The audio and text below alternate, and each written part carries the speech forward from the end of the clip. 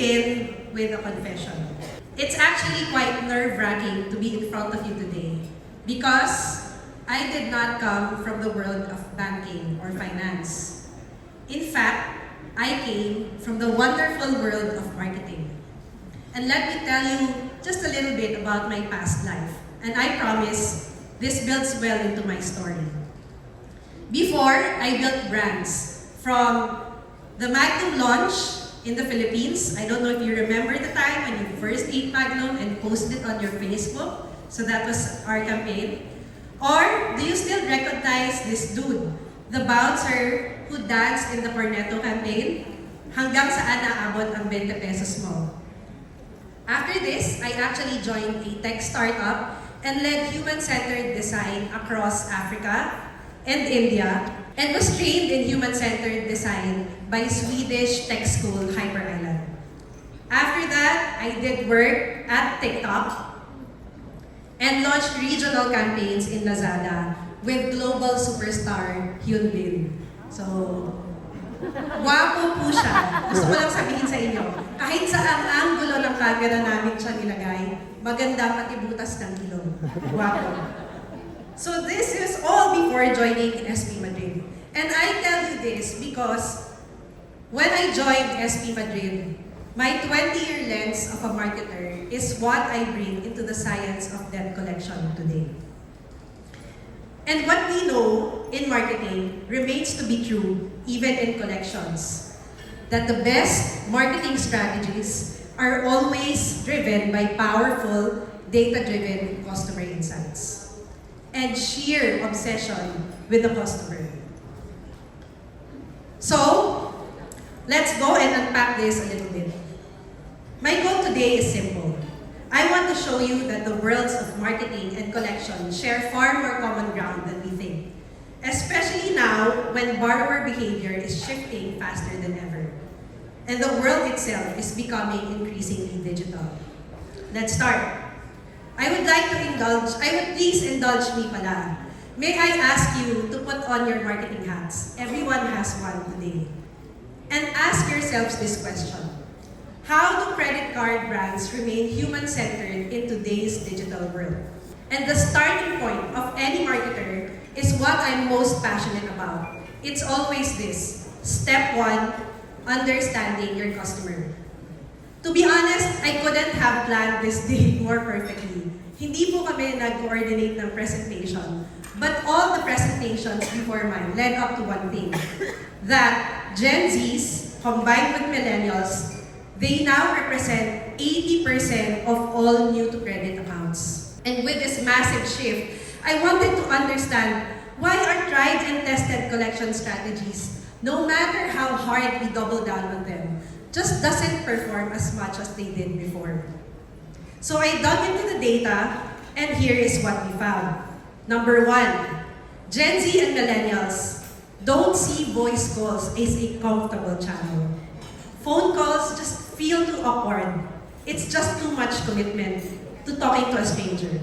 They feel pressured in real-time conversations. I mean, think about this is a generation that experienced COVID. They're very introverted. It's the most introverted generation.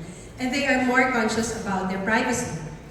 And interestingly though, they respond better to voice messages. They actually have a word for this. It's called voice love notes.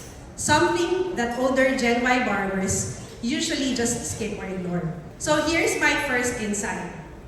Gen Z and millennials, they won't always want to talk to you, but that doesn't mean they don't want to pay. It simply means that they are no longer comfortable being reached through the same traditional channels that we've always used. So, what did we do next? And I would like to pause here because Ms. Amrita from TransUnion posed very interesting questions. When talking about Gen Z, how do we reach more new-to-credit Gen Z? How can we assess the risk? How can we make the process easier for the consumer? But I would like to add one more question. How can we help them make good on their payments? So what we did was we worked with some of our clients and they allowed us to open new communication touchpoints, such as pre-recorded voice blasting. It's not even AI, guys. It's just a pre-recorded voice blast. Email blasting, SMS blasting, and Viber chat and Viber blasting. And we were able to discover new opportunities to reach borrowers. And here is where it gets really exciting because I'm going to share real data from the field. So, did these actually work? Let's see. First, in one email campaign, we saw 50% open rates. Can you imagine? We blasted everyone's email addresses and half of them opened their email. And what's more impressive is that email PTPs or promise to pay contributed 30% of total collections. For voice blasting, and this is a surprise to me also as a marketer, 20% of borrowers answered, and out of that, 7 out of 10 listened to the recording in full. And the best part about voice recordings, they don't get tired. You can just make them run on and on and on until you want it to stop. And for Viber, in one campaign, one open-minded client allowed us to use Viber. Chat collections contributed 30% of total collections. Yes, wow. Because, think about it. When was the last time you called your family member or your teammate on an actual mobile phone? What do you use? Viber, right? Even if we all have Teams, we still want to talk to them on Viber. And you have to understand, our customers, our borrowers, they're also just like us. So if we hate mobile phone calls, then they also hate mobile phone calls. If we love to talk on Viber, they also love talking on Viber. And here's the interesting thing. Borrowers actually would ask our agents, can you please call me on Viber? Right? We're not even chasing them anymore. They would ask us to call them. Unfortunately, it's not allowed. But we're figuring out a way to record conversations on Viber. So, it's coming. So that's not a surprise. I hope that's not a surprise that Viber is also effective. And it's not groundbreaking. It's just really using, and as a gentleman earlier said, meeting them where they are. Okay, so let's just speed it up. Right. The next part is when we worked with some of our clients and they approved these new channels as official touch points. In SP Madrid, we're now able to send 50 million messages every month across email, SMS, and Viber. And hopefully, with your approval, we will be able to scale pre-recorded voice blast to 100% coverage. So after improving contact rate, the next problem was this. How do we measure the quality of interactions once we actually are able to reach the borrowers? And again, this is another uncomfortable truth, but I hope in the spirit of learning, you will allow me to share because I will drop this truth bomb. I think everyone here is familiar with pre-approved templates, right? Email templates, SMS templates. And the thing is, these templates no longer fit the modern audience. So, coming from a performance marketing background when I was in Unilever and Lazada, my next insight is this.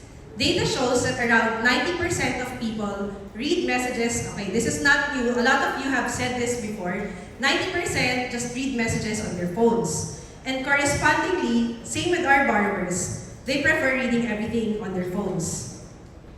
Alright, but here's a problem. And also in marketing, grabbing attention is more difficult than ever. So, our phones are bombarded with notifications, random scam texts across every app. And did you know that in marketing, content effectiveness wears out every 2 weeks? So actually in marketing, when you launch a digital campaign, you have to be prepared with hundreds of content for it to be effective. So I hope that this insight that I'm sharing encourages us to start rethinking our policies in collection and around content templates. Because let's be honest, some of us might still be using the same static template messages that have been running for months or even years. And we keep sending them, people just tune out, they don't resonate, and they become desensitized. We lose their attention and even their respect. So my challenge for all of us is this. Maybe it's about time that we revisit the policies and framework around these templates and give your frontliners more freedom to adjust according to real-world experience and our modern audience, but still remaining very compliant. And some of you might say, but what about laws and compliance? That's okay. We can still be 100% compliant with this strategy because we just constantly test parts of the message, not all of it.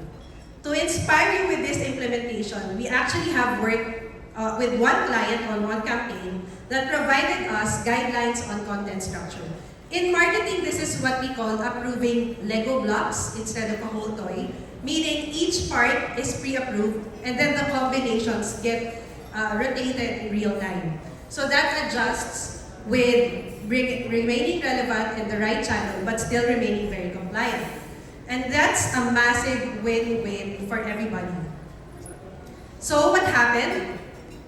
When we did this, so let's go to the next slide.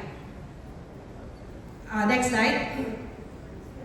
So this is called A/B testing, and this is a strategy that I would like to share with you that will work brilliantly. Because when we did this in one of our campaigns, let's skip to the result.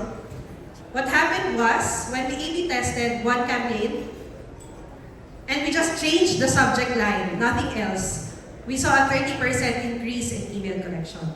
So it's just the difference of making your subject line sound more urgent than how it was pre-written for us. Alright, let's go next to the next slide. So there are so many ways that we can apply A/B testing. In strategies right now, we can try different subject lines, first 10 words, first 15 characters. We can even play around with the tones of our voice blasting. So that's the topic of A/B testing. Next slide. Right.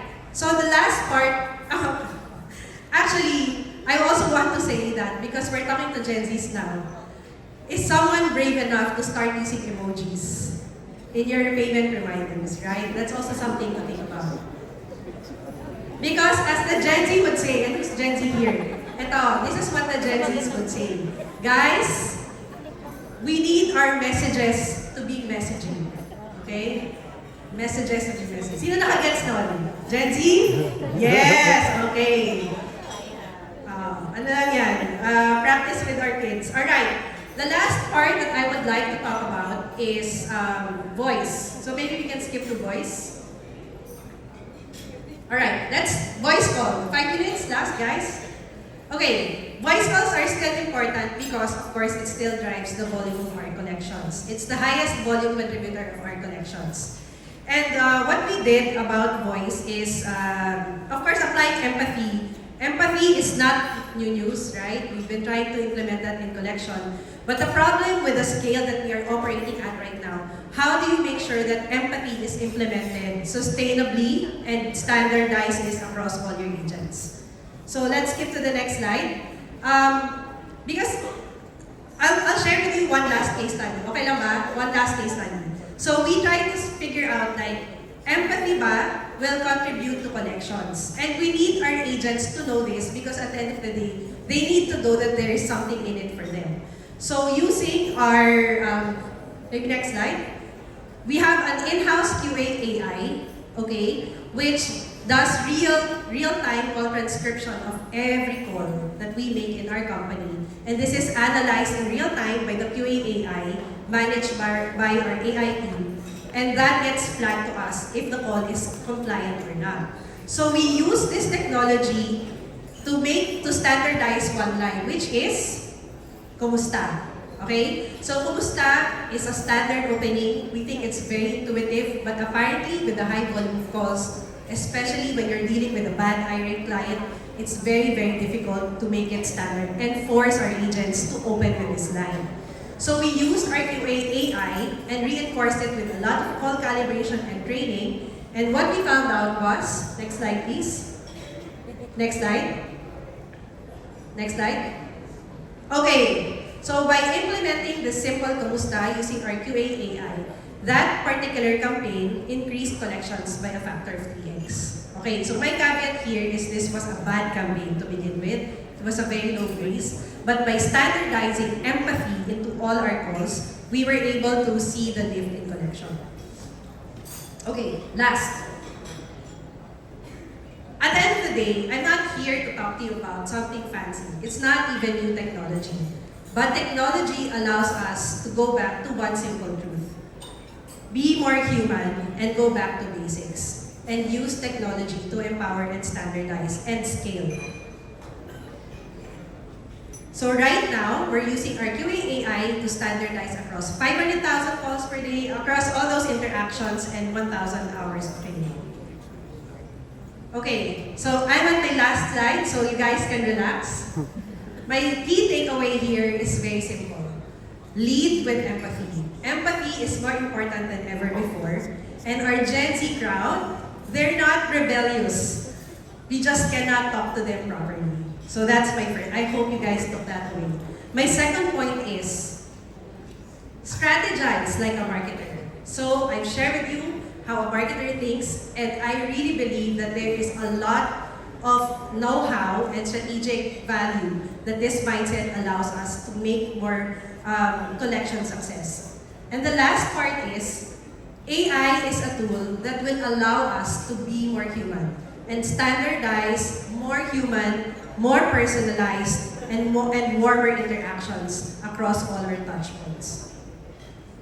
In closing, when empathy is done right, it is not just good practice, it's good business, and it's a win-win for our agents, our customers, and our brands. Before I end, allow me to invite everyone, please visit our booth outside. We are launching our expanded version of our OpenCI field technology. So this is my shameless plug. This is a part where I actually sell you guys something. And for those who haven't done so, please, I invite everyone in this room to tour our state-of-the-art office in PITX. We would love to have you over and show you all our AI implementations, how all of the technology I shared works, and hopefully we can integrate other collection services and technologies to your business outcomes. Finally, to the Credit Card Association of the Philippines, thank you so much for having SP Madrid in your event today. Congratulations on your 45th anniversary. Mabuhay ang sikap at mabuhay ang industriya ng koleksyon sa Pilipinas. Maraming salamat.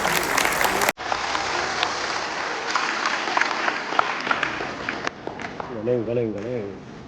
Kapatid ko yan.